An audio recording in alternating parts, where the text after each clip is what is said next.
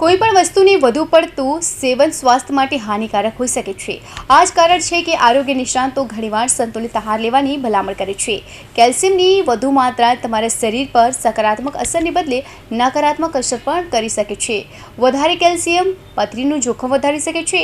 આ ઉપરાંત જ્યારે શરીરમાં કેલ્શિયમનું સ્તર ખૂબ જ ઊંચું થઈ જાય છે, વધારે કેલ્શિયમ ફક્ત તમારા શારીરિક સ્વાસ્થ્ય પર જ નહીં પરંતુ તમારા માનસિક સ્વાસ્થ્ય પર નકારાત્મક અસર કરી શકે છે।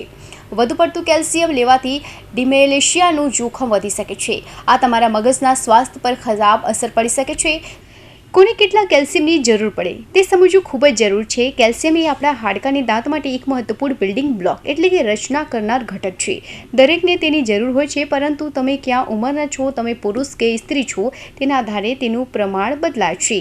નાના બાળકો અને કિશોરોની વાત કરીએ તો 6 મહિનાનું બાળકને 200 મિલીગ્રામ, 7 થી 12 મહિનાનું બાળકને 260 મિલીગ્રામ, 1 થી 3 વર્ષનું બાળકને 700 મિલીગ્રામ અને 4 થી 8 વર્ષનું બાળકને 1000 મિલીગ્રામ કેલ્શિયમ લેવું જોઈએ।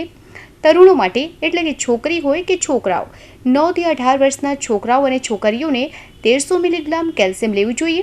પુખ્ત વયના પુરુષો અને સ્ત્રીઓ માટે 19 થી 50 વર્ષના પુરુષો અને સ્ત્રીઓને 1000 મિલીગ્રામ કેલ્શિયમ લેવું જોઈએ।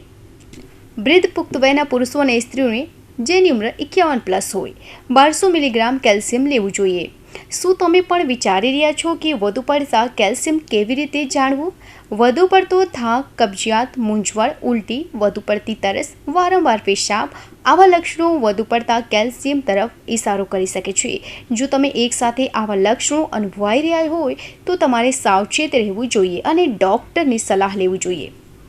Bureau report, Hind TV news, Surat.